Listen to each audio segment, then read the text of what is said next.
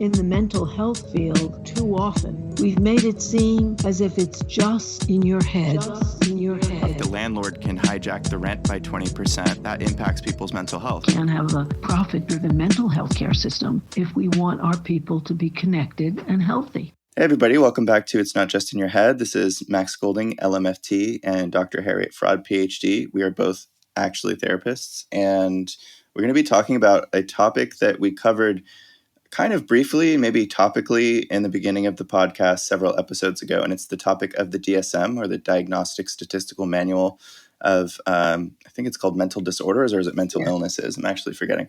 But it's in the DSM version 5, and the kind of the history and some of the socio-cultural political contexts that actually constructed the DSM.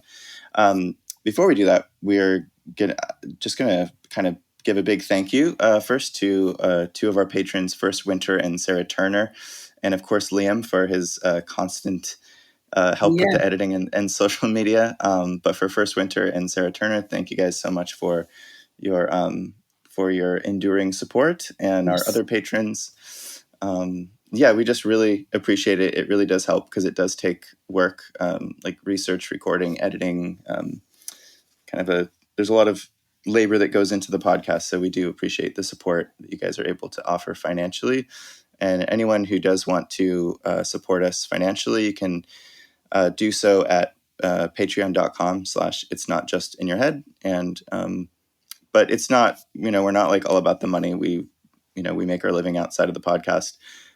So if folks want to support us just by sending us an email and sharing your thoughts or even critical feedback, or to suggest potential future guests on the podcast, you can email us as well at it's not just in your head at gmail.com.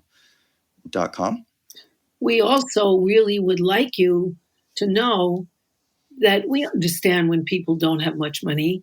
However, connect us to your friends, talk us up. Then we'll get on algorithms that'll give us a bigger audience. So whatever you can do, we really appreciate it. Yeah. So before we launch into this, kind of the intellectual and the political aspects of the DSM, I was going to share a brief story about a client I was working with recently that I think kind of paints the picture that I think is a problem. I mean, there's pros and cons, but we're the lefty critical type. So this client, when I first met them, they were several weeks ago. You do an initial assessment with clients when they first come to you, and you say, what brings you here? What's going on? What's the problem? And this person had so many diagnostic terms that they already knew, like from bipolar disorder. They knew the difference between 1 and 2 for bipolar disorder, borderline personality disorder, narcissistic personality disorder, major depressive disorder, PTSD. They'd heard of complex PTSD. They weren't quite sure what the difference between normal PTSD and CPTSD or complex PTSD was, but they kind of like had, and then ADHD, they're like, yeah, and I can't focus. And they kind of kept going into these things. And I've run into other clients like that. And as the sessions went on, it'd be like each week, it almost seemed like they were looking for a label, which I think is understandable. And probably a lot of listeners have done this. And anyone who has taken psychology classes, at some point you start to kind of self-diagnose. But one of the more helpful conversations we ended up having a few weeks into the so-called treatment, I even find issue with the word treatment, is I just kind of confronted them and was like, I keep getting the impression that you just keep looking for a way to say there's something wrong with you. And can we talk about this? Can we like zoom out and talk about why you need some kind of diagnosis or label to attach to yourself? Like what would you get out of it if we figured out this is the thing that you have, this is the problem, the inside of you, right? And as we kind of unraveled different assumptions that they had about themselves, their identity, about the brain and the body, about the human mind, about society, about culture, because it all, and actually we got into like a philosophical, existential sort of discussion as well, because to me, that's actually where all of this intersects. Like the DSM and all the diagnostic labels that we use to talk about people, whether we're using personality disorders to talk about people, mood disorders, anxiety disorders, trauma disorders, the whole, neuro cognitive and neurodevelopmental disorders. These, we didn't just appear out of thin air into the world, and these things were just there, right? They came from somewhere. And this is something that I think kind of to the detriment of most of our society. Most people don't really know that the DSM was born out of a context, a historical, political, geopolitical, cultural, etc. kind of context. So that's kind of what we're going to talk about today. And to not bash it, we're not going to say the DSM is just a total piece of trash and just throw it in the trash and ignore it and it's useless, because that's not true. I think there is some there's clinical utility to it. There's it can be helpful to conceptualize things within our culture in certain terms, especially if you're a clinical psychologist. And it's your job to figure out does this kid meet criteria for what we call ADHD or intermittent explosive disorder or oppositional defiant, whatever the hell, all these. I want to laugh because I'm just why do we have so many of these things? But it can be helpful to kind of guide clinical approaches to treating people. But there are also a lot of problems with it. So we're going to talk about that. So yes, we certainly have to, because since its inception, the diagnostic statistical categories were created by people who represented different aspects of the psychological industrial complex, which is they were formulated by people from the drug companies and the insurance companies to be able to pigeonhole people into a diagnosis that could be medicated, and therefore the costs of the insurance company could be less because therapy is more important. Mm-hmm. It's more important, but that was this lift is much cheaper in the long run, but in the short run, it's much more expensive for the insurance company. And so they want to medicate and give this person a pill, and then the pharmaceutical industry can sell them a pill, or the insurance company can cut their costs by paying for the pill because they get a great rate for paying for pills. And meanwhile, the complexity of the disorder of living in a society and trying to cope is forgotten. It's also an attempt to make biological the psychological issues that we have. And we ought to understand, and there are many books, it's not just coming from my head, we have to understand that we are biopsychological characters. All of us. There are biochemical changes that occur with every emotion that we have. And so we can always see a biochemical imbalance when someone's unhappy. But that doesn't mean that their problems are biological, because psychology affects biology intimately. In every biochemical change, every psychological change has a concomitant biochemical change. And for example, I have found that clients who are heavily medicated and called borderlines, or they used to be called manic depressives, grew up with people often from fundamentalist homes where they were of God or the devil, or non-fundamentalist homes where they were all good or all bad. It was all one thing or all the other. And they developed a biochemical reaction of being good or terrible. And with therapy, they could escape that without having lithium and other powerful drugs that had terrible side effects. So we see very clearly that although there are some useful diagnoses, the whole enterprise was to pigeonhole human beings, to pretend their problems were not social, political, economic, but purely psychologically biochemical, and could therefore be cured by a profitable pill. That is mistaken. That is terrible. Most people's problems are post-traumatic stress disorders resulting from childhood and the society they live in, which doesn't mean that post-traumatic stress disorders shouldn't be studied and understood. And if it absolutely has to be, it could be medicated. But I've found that people who have been horribly treated don't really need chemicals necessarily, but they need to be able to work out what happened to them, because at a moment of trauma, one loses oneself. You lose connection to the self. And these drugs don't reconnect you, they just allow you to function better in society. Therapy reconnects you. And so, we've been sold a real bill of goods here. And that doesn't mean that the DSM is totally useless, or that sometimes when you can't get out of bed, a medication can help you. Yeah, it can. But even the National Institutes of Mental Health come out annually with statements that the Diagnostic Statistical Manual is incomplete because it doesn't talk about the etiology, how people got here, what happened, so that they're so upset. However, they don't have an advertising budget. And we are the only country in the developed world that allows direct-to-consumer drug advertising. They don't have an advertising budget, so their voice is stilled. But this is largely, not entirely, but largely a terrible thing that has happened to make people feel crazy and be on pills when they need help.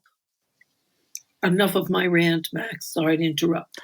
Well, no, it's fine. I obtained a book called Nobody's Normal recently, How Culture Created the Stigma of Mental Illness, by an anthropologist named Roy Richard Grinker, who I think it would be great if we could get him on sometime. I was watching a YouTube talk he had with someone, and the first thing that caught my attention, well, other than him being an anthropologist, because my undergrad in college was anthropology, cultural anthropology, and I sometimes have wondered, why have I not actually ventured fully into a cultural anthropological view of mental health? When I became a therapist, I never thought to really take a deep dive. So I've only kind of skimmed. I've not thoroughly read the whole book, but a few I might actually kind of scroll through because I have it in front of me on a PDF. One thing that I did not know was that the DSM, so we're in the DSM-5 now, and there was a thing called the DSM-1 that actually was developed. So I didn't know this, although the drug company stuff that Harriet has mentioned today in a previous podcast, it was a pretty big part of it, because psychiatrists were the kind of the creators, the manufacturers, if you will, of the DSM-1 and so on. The DSM-1 actually was sort of exported out of military medical settings, where medical doctors and psychiatrists within the U.S. military were starting to observe basically madness, but like severe PTSD, even though I don't think the term had existed back then. Things that would probably be called schizophrenia and severe mood disorders, and the whole kind of shebang was very clearly observable after World War I.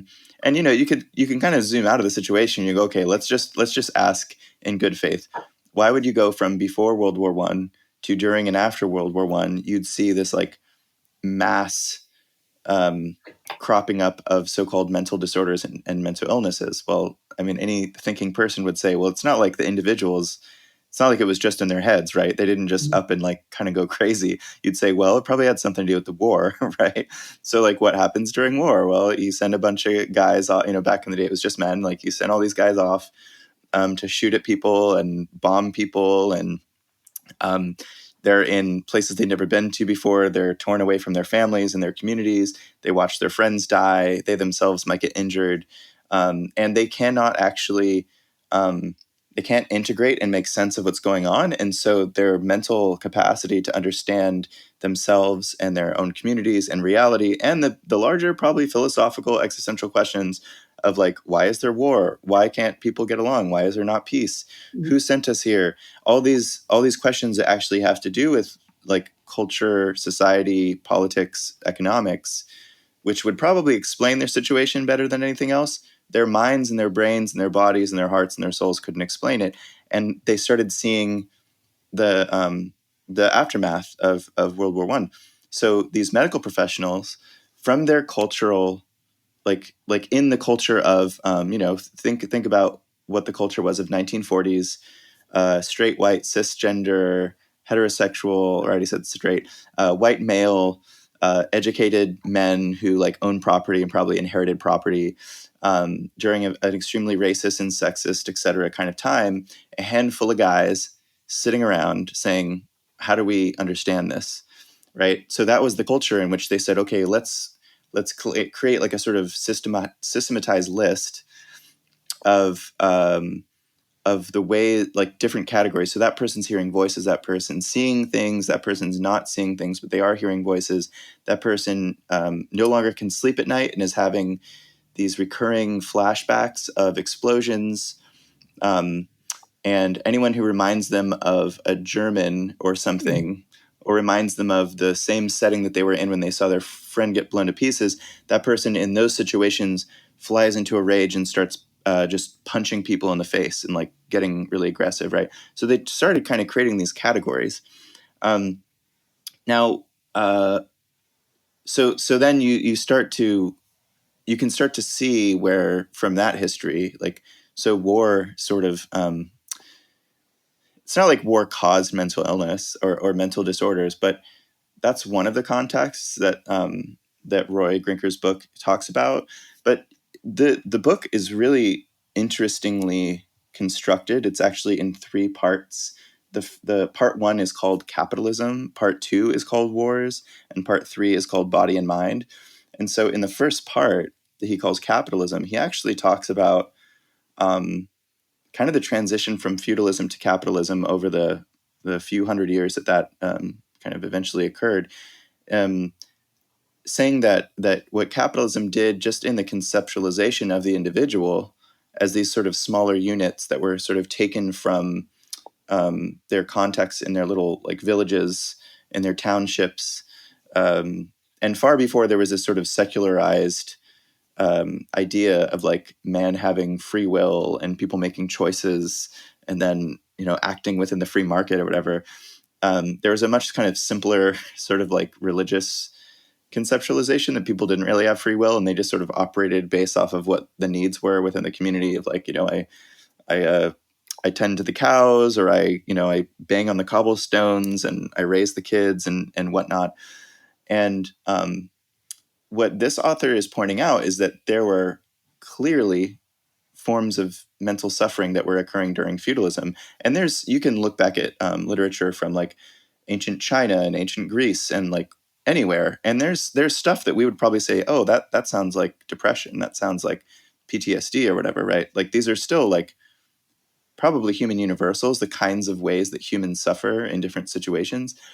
But he is kind of arguing that what capitalism did was create a new situation where people were kind of atomized as individuals and that their self-worth was transformed into the value they were able to produce as workers, as individuals, taken out of community contexts, and that this started to create a new kind of, maybe not madness, but a new like map to understand individuality and individualism. And so the culture that capitalism created of like, we're all individuals and we're sort of competing within a market against each other was kind of like, he's more careful than I think we would be, in that he's saying capitalism didn't create the problem, but it created a new way for existing human problems to like emerge in a new culture. Mm-hmm. So you're seeing things that already were probably there to different degrees in different ways that you'd observe them, but now they were probably kind of amplified and like broadened out. But even back then, is the last thing I'll say here, is that there still was no DSM back then, right? There was just, he was kind of conceptualizing, workers who, if they weren't able to work as efficiently or they were reacting to things in a certain way, if they weren't fitting the mold of a normal good worker under capitalism, that's where sort of mental health, mental illness stigma was starting to emerge in this big way within that cultural context, like a lazy worker, a stupid worker, a child that isn't good enough at doing the task or whatever, and now the mom is like ashamed of him, and so it's kind of created these like cascading effects, and of course World War I and II were very much kind of linked to capitalists trying to make money, so there's a kind of a clear through line between those two, but I'll shut up and let you respond to whatever you want, Harriet.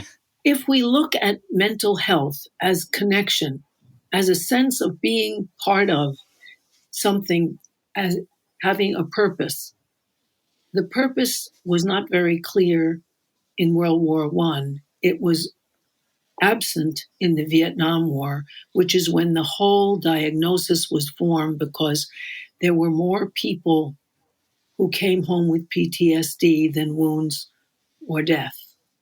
Mm-hmm. Because the mental wound of going and killing people for no justifiable reason was overwhelming.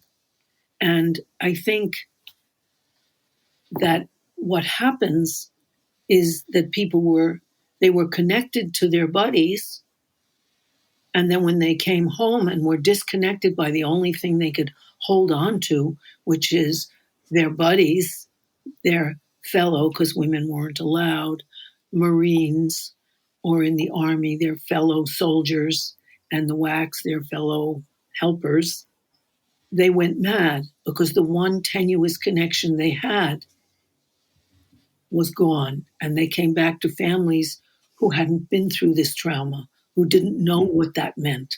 And I think our society fosters disconnection, as Max said, fosters competition. It fosters the idea that your self-worth can be measured by your net worth, so that someone like Donald Trump, a rapist and a thief who is now facing 27 sexual assault cases, as well as fraud, bank fraud, insurance fraud, and there's another fraud. What was it? Oh, yeah, real estate fraud, is beloved by 74 million people in the United States because he's rich and he brags about it, and because he expresses their rage that they feel disconnected and gives them a connection in bizarre QAnon theories and fantasies. But they feel connected. They feel connected like the Nazis did, connected as they raised their arms in a fascist salute. And, we suffer in our society from disconnection. And I think putting out a whole bunch of pigeonholing diagnoses formulated, and this is very, very well established by Sadler and by, so many different people, that you can really know that the DSM was created with huge input and by profiteers.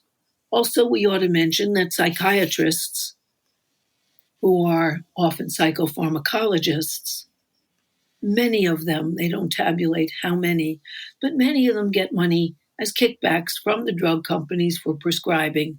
And the lowest you can get is $40,000 a year for bringing colleagues together and touting the wonderful benefits of this drug and having wine and cheese provided by the drug maker, who has a representative there. And if you say anything negative, you're not paid.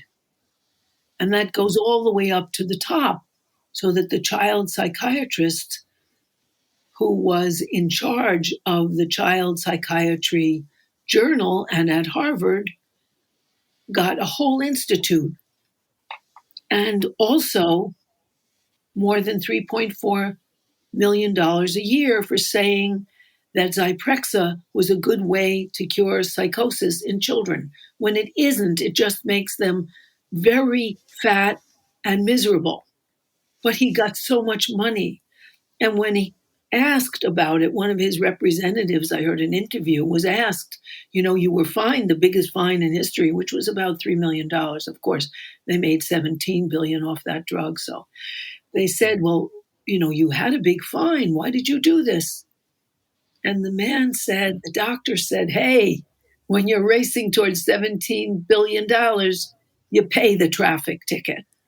And so in a capitalist society where your self-worth is your network worth and you're making more money, so you destroy the lives of thousands of children. So what? You're making money. And those values are very bad for mental health because they deny our connection to one another, our goal together of making a better world and a better society. And nothing could illustrate that more than the savagery of a war that people don't understand. I'm gonna segue back to Grinker's book because it connects to that and provides more sort of historical and cultural context for why we're in the situation we're in today.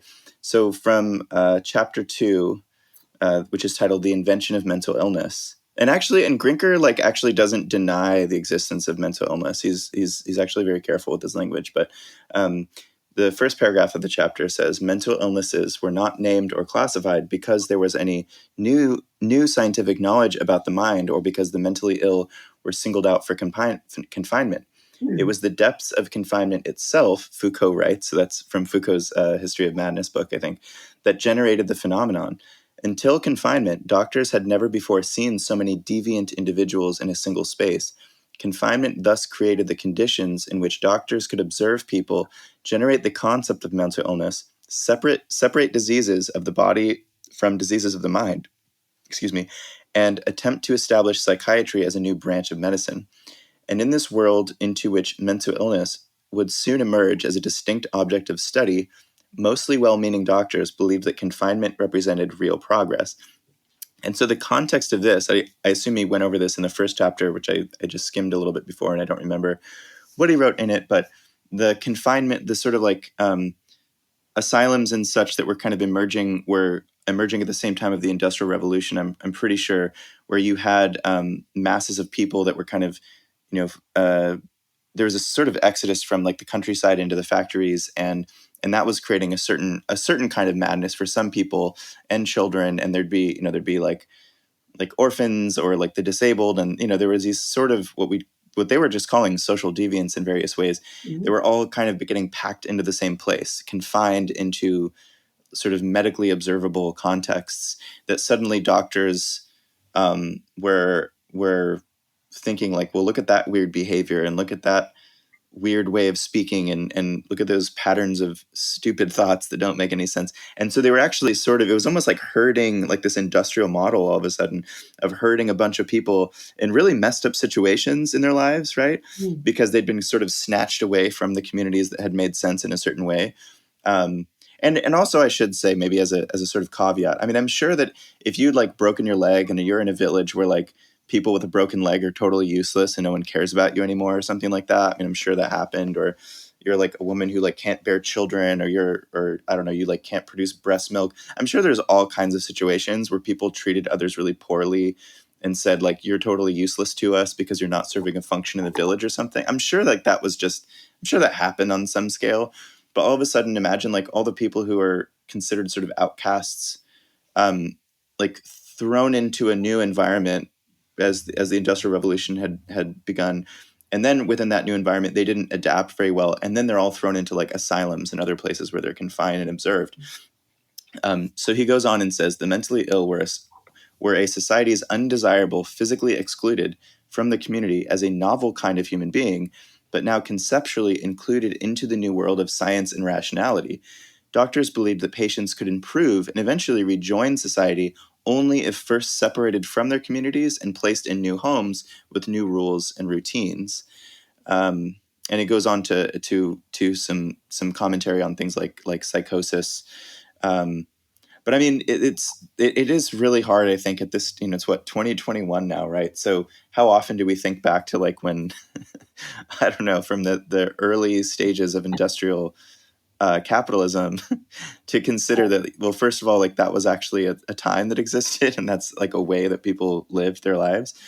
But that these are some of the contextual historical markers that create the conditions for what now is the we just assume like psychiatry is a very legitimate and helpful medical field, as well as psychotherapy, as well as social work and so on, right? But on some level, like we're all within the mental health field generally. I think even us, Harriet, you and me, we're responding. We still are. I think we are very helpful individuals, and I think a lot of psychiatrists are helpful. But we're still kind of responding to like sociocultural phenomena that are on a kind of historical and economic continuum, right? Like we're not just responding to individual suffering. We're responding to like individual suffering in a context. But we're still usually trying to treat the individual, even if we understand this, which is sometimes the conundrum I find difficult as a therapist. Yes, because look, we can't, people are not only socioeconomic creatures. They're personally interacting with their conditions, and those things have to be considered. However, I've found that most people, if they understand the context of their suffering, are much better off. Not that they immediately get up and start singing. No, but it helps. And I think just talking to someone who helps you connect to yourself where you disconnected because your authentic self couldn't really survive and please the people around you. So you had to disconnect from yourself. And we help people connect from ourselves, connect to themselves. However, if we were in a connected society, your parents wouldn't be all that important. I noticed that in France, where the kids can go to excellent childcare from the time they're born. And they're there all day. They can be there all day. And they go home having been fed dinner in their nice, clean outfits because they change when they get there. And they get their medical care there. And there are mental health services there. And so children have this bonding. The French are always protesting. And I realize that part of it is because they bond with their group. They're with the same group of kids all through from the 2 years old, which is actually 3 is when education is mandatory, but often kids become and go to childcare earlier, all the way through the end of high school.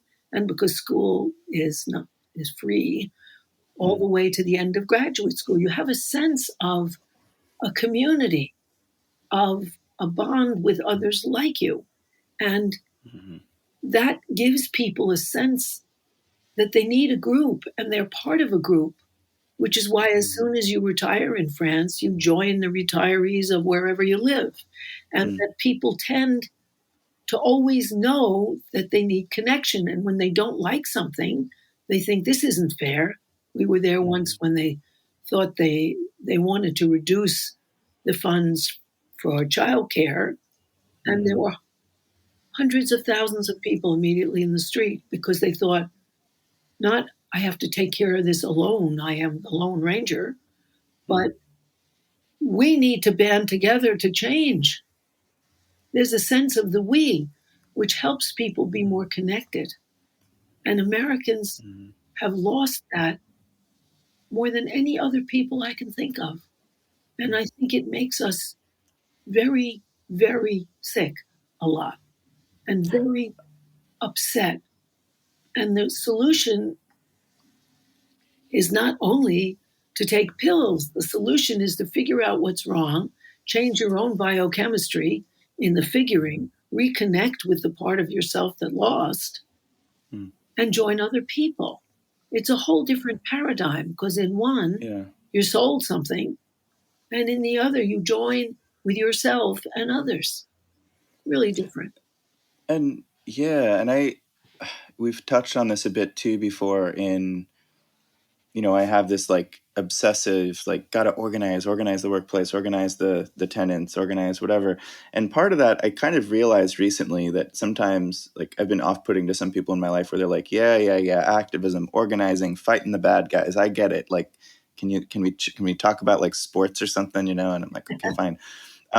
But I realized at a certain point that part of it is actually this very urgent sense that like I need to be a sort of vessel of change within the culture to build community so that we have stronger communities. It's not just like get a collective bargaining contract, fight the landlord, go on rent, like fight the bad guys. I mean, part of that is there's like identifiable forces. I think once you kind of wake up to it, where you're like, okay, well, that identifiable force over there is actually like making it almost impossible for us to even form serious bonds of solidarity. So let's like band together and attack it, right? It kind of makes sense. But as I was studying the formation of tenants associations and councils, something that's living in Santa Barbara, we have not normalized this yet within our tenants union, but in LA and the Bay Area, they've gotten a lot of success with these things. But one of the things they talk about with a tenants association, sort of like if you think of like a housing co-op, but like in a big apartment complex, like you guys have a lot of in New York, you can do this in any apartment complex. In theory, you get, a 10-unit building, 20-unit, 50-unit building, where you just get the tenants to start having regular meetings, like, once a month. You figure out, let's say the landlords are totally fine. Like nobody has serious grievances with the landlord and they think the rent's totally affordable. Okay, great. Well, if you did actually have like a normalized meeting process where, okay, we're going to have some barbecues. We find that the elderly person needs some help. So-and-so's kids need some childcare. So-and-so has like a lot of really helpful tools. And so if everybody throws in a little bit of deposit money, they can create a little tool library within the apartment complex. There are ways within our super like hyper atomized society to start rethinking like what if there actually are some creative ways for us to figure out how to rebuild community, since we've all just been sort of ripped apart from various parts of community. And some people do have like really strong communities, like their families or churches or whatever, but you always say this, Harriet, and I've repeated this because of you, that was it what 1 in 4 Americans had, this is pre-COVID, have no one to talk to in the hardest of times. And then it was, and I think in the 50s or something, 50 years ago or something, 50, 70 years ago, it was what, like it was just way less. I forgot the statistic you share on that. Yeah, but what they said is there are fewer people in groups now than were in bowling leagues alone in the 1970s. And there was a right. lot less loneliness because people were connected.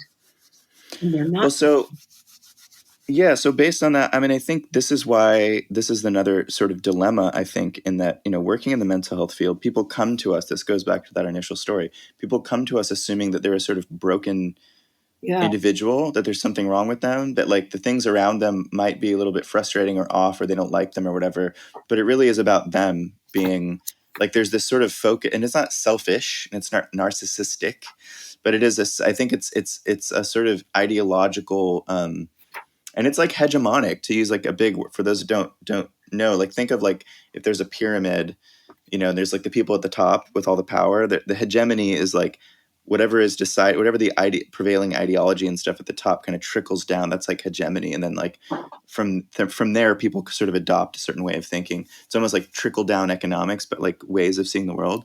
And I think there has been this like decades long sort of ideological embodiment and conceptualization with people as themselves as individuals who probably have something wrong with them, and that they need to be fixed by medical psychiatric like evaluation and treatment. And that can be from medical treatment, but it can just be from psychotherapeutic treatment.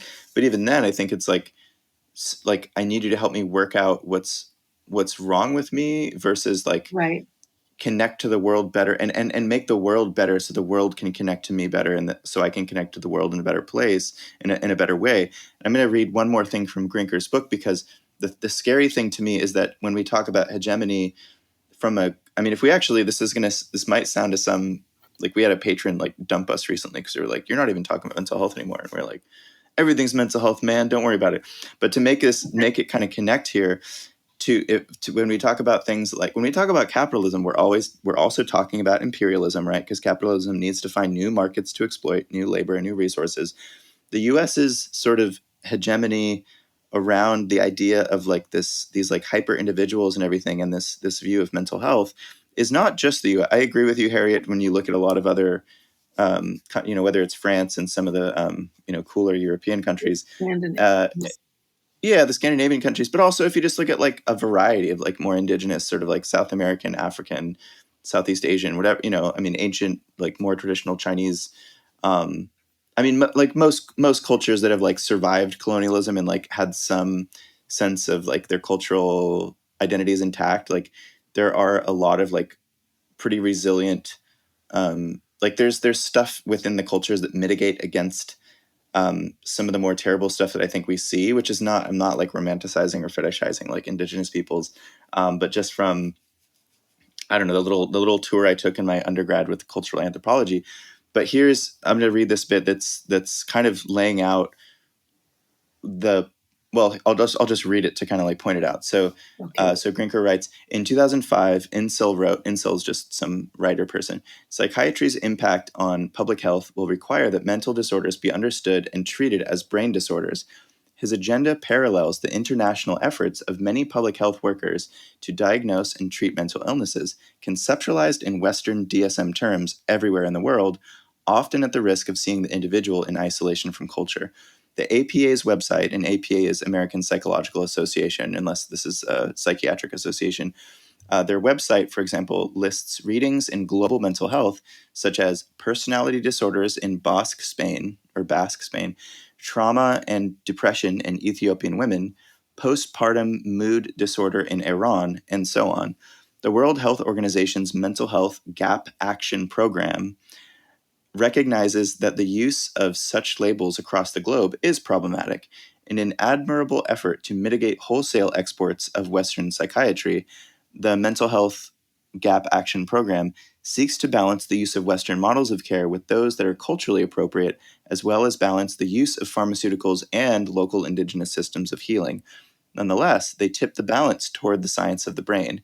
In a 2011 issue of The Lancet, the MHGAP, that's the global health people, it's just an acronym, their leaders wrote that irrational and inappropriate interventions should be discouraged and weeded out. They added, the absence of cures and the dearth of preventative interventions for mental, neurological, and substance abuse disorders in part reflect a limited understanding of the brain and its molecular and cellular mechanisms. And so this paragraph is in the context of a longer bit that he has on the brain and like this newer emergence of like Yeah, brain science and psychiatry, that's which I do really think, good. yeah, but which I think is really cool. You know, when you look into this stuff, I think like Dan Siegel and interpersonal neurobiology, I feel Yeah, like Gabor Mate, he digs into some of the more responsible applications of thinking about brain science and the connectivity, and this idea of the brain as a social organ and such. But what I think Grinker's pointing out here is even that there's, if you can trace it out where like the global health agenda is still being ultimately guided, even with people trying to protect against it, it's being guided through a Western DSM lens to look at individual pathology. yes, And now they're trying to apply brain science to it. So and they're saying, yeah, sure, we'll allow a little bit of like indigenous healing stuff. We'll let you guys like, use your like psychedelic drugs that you find in the forest and like do like shamanistic healing ceremonies or whatever. But at the end of the day, like that's kind of stupid. And you should probably understand all these problems as like brain problems, right? yeah, And this probably also is part, I mean, I hate to say it, but this is, whether it's explicit or implicit, it's probably a bit of a soft power um, yes. mode for the US, right? Because it gives new inroads of markets and geopolitical influence by the West Sure, we can into sell our drugs. anywhere. Exactly. And whether it's drugs, and I think also I think it's the ideology as well, right? Like Yes, whether it's big pharma or it's like people starting to see themselves as more atomized, separate individuals that aren't really parts of like tribes or villages or cultures or whatever. or I think political movements. That's one of the exactly big things that they don't want because our right. hegemony is not only caught, it's also taught. I mean, we have a media that doesn't really allow for socialist alternatives except by pejoritizing them. Hmm. And we have whole movements that, are personified by Tommy Tuberville, representative of Alabama, who said that he is determined to make change because his father fought and died in World War II fighting against socialism. Hmm. Hello, they were fighting Yeah. against fascism. It was about anti fa.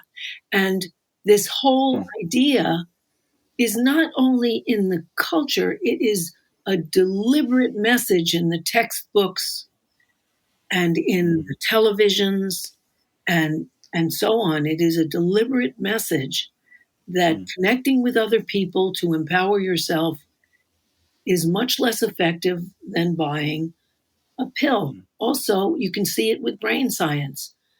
Brain science shows that every emotion, every thought starts with an emotion, and that you can follow the neurons, and that people's feelings and people's experiences in childhood and adulthood affect their brains. So let's talk about changing those experiences and helping people talk about it. And you can see it in collective societies like Mondragon, which is a city of 104 cooperatives, where, if someone has trouble at work, their fellow workers talk to them about it. And and also if they seem to be addicted, so they're not doing what they should, they talk to them about it, and almost never do they have to go to rehab. And there's a book called The Spirit Level, which shows that the greater the inequality there is in a society, and the US is now the most unequal of all the developed countries, that the more inequality, the more addiction, the more depression, the more divorce, the more homicides, the more suicides, and so on, all of which are, quote, pathologies in a pathological society. So if someone comes into your office, of course you have to deal with who they are, how they got so upset. But you can't deny that that this is not just in their brain, that they have been influenced and they need to reconnect with themselves and then with other people, rather than be drugged with some quickie pill that's advertised. That's really dangerous to our field and to the people who come and seek help. Well, and I just found another bit where he's actually talking about the earlier on in the book he's talking about just the damage of stigma generally, that like you just a sense of shame around like there's something wrong with me, that itself is the pathology, maybe not the pathology, but if you let's say if you like quote unquote have schizophrenia or bipolar disorder or what, let's say like these things are like real entities and they're like diseases or whatever, whether they're like, you're possessed by spirits or you have the brain problem or whatever, like it does, they can put on different glasses that say my glasses are like a shamanistic view, my glasses are a Western imperialist medical view, or whatever your lens is to look at the phenomena of like suffering or internal experience. He's actually saying that the evidence shows, it says, understanding the neurobiology of mental illness actually heightens the belief that people with schizophrenia and depression are dangerous and unpredictable. And there's other kind of segments within this piece where he's saying that as much as the attempt to neurobiologicalize mental health is to like create a more objective and like helpful framework, that it actually can increase the evidence is kind of showing that it's increasing stigma from both sides, that people that view themselves as like, oh, well, there's something wrong with my brain, or people outside of them saying, well, there's something wrong with their brain. It actually just, it almost solidifies even more that there is sort of something internally mechanically wrong with people, versus, there's people are different, right? Like there's differences between different kinds of people and we need to like stick together and support each other and fight for each other, right? Like just a basic, I mean, really like a communist idea of like solidarity. Like, okay, you're working class, I'm working class. People are trying to like they're trying to like treat us like shit. Let's be in solidarity. Okay, you hear voices and you see stuff that I can't see, or you get in really bad moods sometimes, or you like go into these sort of manic fits or whatever. Look, comrade, that kind of bugs me or it weirds me out or whatever, but we're in solidarity together, right? I mean, to me, the it's probably oversimplified, but I think like societally, not from a clinical point of view, but societally, moving toward and striving for really strong bonds of solidarity, like asking ourselves, how do we just keep building stronger and stronger, less and less breakable bonds of solidarity across all kinds of differences, whether it's like so-called mental illness, race, gender, whatever. And on that note, I do think that the newer concept of like neurodivergence, we'll see kind of where it goes in the longer term. But like, there's like neurotypical, it kind of evolved out of like the autism spectrum conversation. Instead of saying people quote unquote have autism, or they are autistic, again, as a sort of stigmatizing identitarian like label, saying, well, there's an autism spectrum, and like some people just have, there's like some social things, or there's like these tics, or these, there's like this wide spectrum of autism, of saying like, okay, well, all right, you guys over there, you're the neurotypicals, you're the ones that like your brains are just totally normal, even though everybody knows like there's really no such thing. And everybody else, we're all like neurodivergent, like our brains like diverge into more sort of creative little galaxy patterns that maybe aren't as predictable. And that's okay. In fact, we're kind of embracing that. So I think that's a nice like newer phenomenon that's emerging like out of the culture of saying like, it is, because it yeah, also allows for difference and allows for connection, because right. our problems are that we are disconnected. I remember reading about how in Vietnam, there was something called fragging, where you were so disconnected from the mission you were on and your commanding officer that you would say, you charge and we'll be behind you. And then they shot him in the back because they thought, you are leading us into death. We don't want that. But they operated in solidarity. And really, solidarity and connection are the healthy basis for human life and human mental health. And where we're in trouble is where we disconnect from ourselves, often in order to please the people in charge of us. So we feel we have to, but then we need to reconnect with ourselves and ourselves as humans needing other humans to make changes in our world. And I think, and figuring out ways to just change the culture more broadly too. He even looked at this a really large scale study in South Korea, trying to study autism in children. And they actually, the long story short of the study is that they found that there was like a significant prevalence of autism. Like you would find, just a prevalence of most things in most cultures are going to be like somewhat near the same. Sometimes there's huge deviations, but that they found that that because of the more supportive networks, as well as something that they call matchmaking. Like, I guess it's a phenomenon in South Korea where there's people that like matchmake people, like for marriages and like even friends. Like there's people in society that are just considered like, oh, she's a matchmaker. She, that people get sort of paired with people that they're more compatible with friendship wise. Like maybe there's somebody that does have a more, the stereotypical, like, I don't know, if you're pretty like sort of quote unquote Asperger's and you're a little bit more introverted and you're like socially awkward or whatever, like there's other people like that who are going to kind of connect with you more than somebody that's this like social butterfly, you know what I mean? Like that there's the very quote unquote social type people, and there's the people that are like really cerebral and overthinking it and like trying to do like math in their heads or something. They're like, no, I'm different from you. That again, that neurodiverse thing, that they have like these cultural, they found that the cultural fabric itself actually mitigated against the need to create more like special education or diagnostic or treatment plans for the so-called autistic kids, because they were like, yeah, there's sort of unique things about some of these kids. But,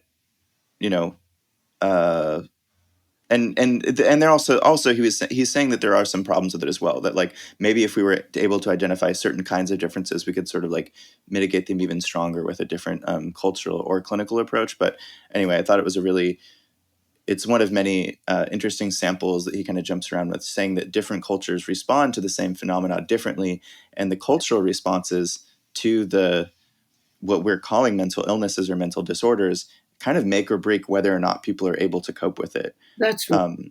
And like you're saying, I think like we're in a culture where we mostly in the majority of cases, it's like, don't care, go figure it out, go fix it. Yeah, talk to a psychiatrist, either take a pill, see a therapist, go figure out how to fix the thing that's wrong with you, and like nobody else is really going to help you.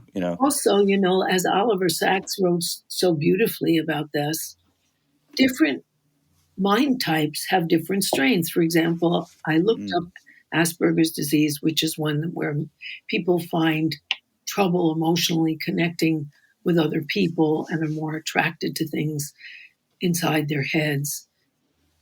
Over 80% of engineers tested on that spectrum, but it allowed them to be better at what they do.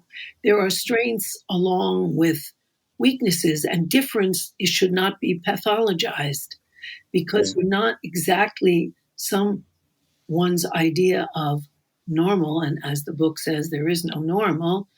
So what? We find each other's strengths and we bond. And connection is everything. So, as someone who is a therapist and really who has never had anyone who I have had as a client and who worked hard and stuck with it, I never had anyone who didn't get better. Of course, I don't deal with the homeless insane either, but everyone who came in to change their life did. And I think part of it is because I helped them connect with themselves, because that connection had been interrupted, and then connect with other people and connect with me in treatment, because they listened. And I think it's important to remember that in this capitalist society, our field is as infected as everything else. And in addition to the trickle down, there's a heavy propaganda message.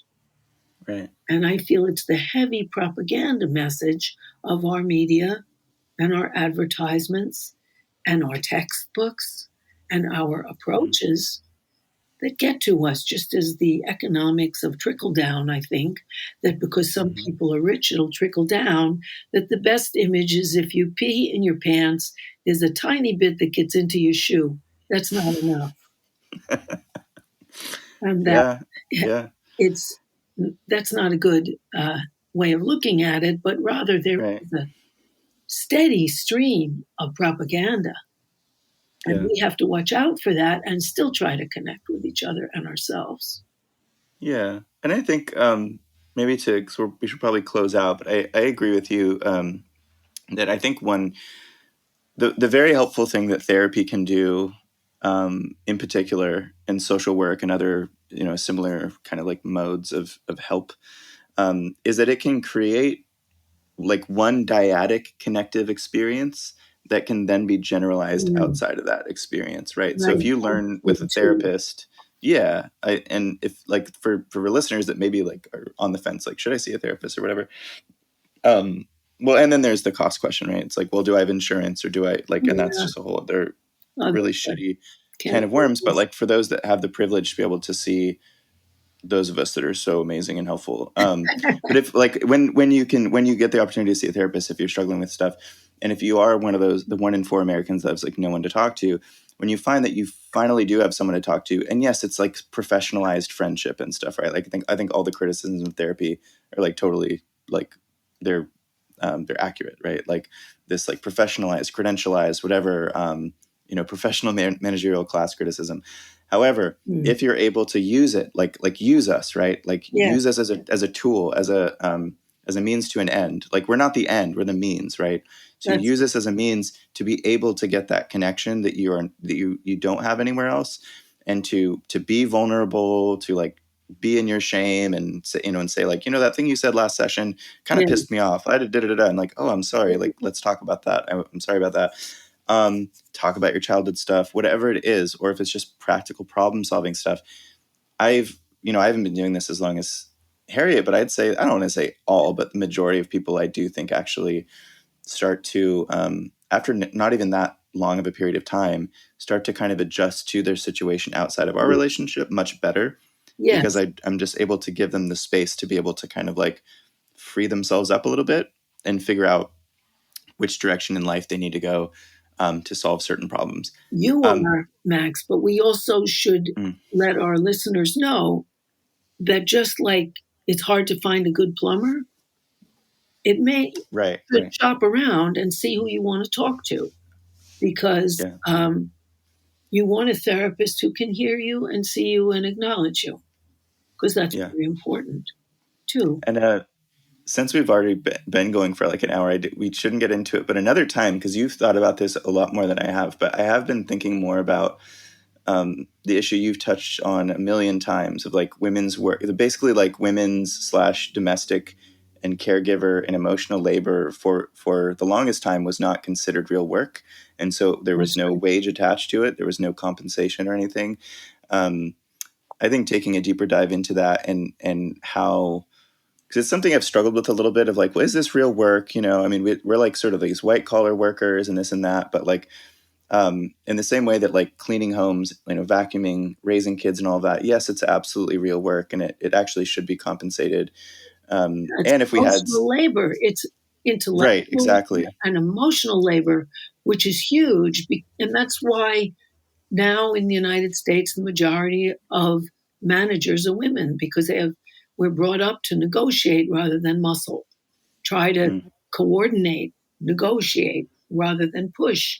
That there are real skills that one learns, emotional skills, and they need to be valued.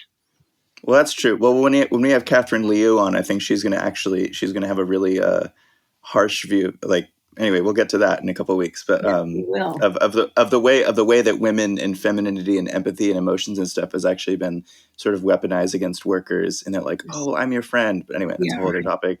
Anyway, we'll talk about that in the future. And hope you come back to us, because we really want you to give us interaction. We want you to tell us what you like and what you don't. We want you to, of course, if you can, join Patreon. That helps us enormously. Right.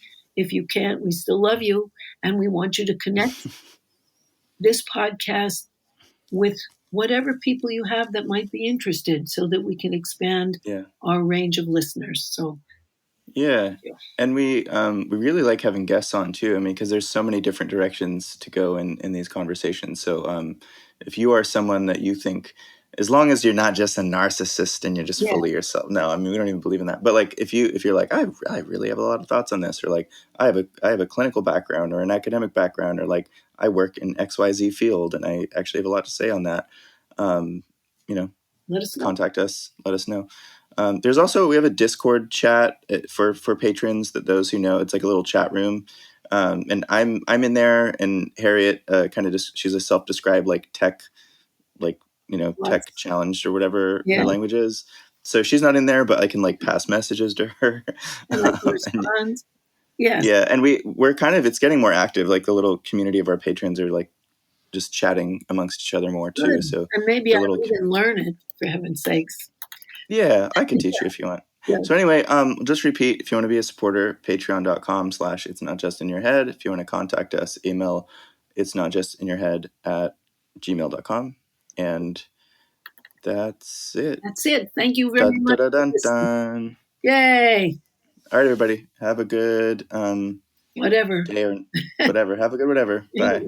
By the way, listeners, if you have enjoyed anything you've heard Harriet say in this program, you will definitely enjoy Capitalism Hits Home, which is a solo program that Harriet does through Democracy at Work, which is a worker-owned cooperative that produces other great programs such as Economic Update with Richard Wolff and the Anti-Capitalist Chronicles with David Harvey. I can't recommend enough that everyone also listen to Capitalism Hits Home if you enjoy It's Not Just in Your Head. Capitalism Hits Home is a sort of broader overhead view. It explores the way that capitalism shapes our personal lives, our psyches, our relationships, our families, and it looks particularly at the sea change in American personal life, as all Americans, but the top 10 or 20% of Americans, have our security and our chance for a future become as precarious as it always was for minorities and families headed by women. It's not just in your head, and Capitalism Hits Home are definitely complementary. And if listeners would like to check out Capitalism Hits Home, Harriet, where should they go to find it? Either on YouTube or Democracy at Work, or on my own website, harrietfraud.com.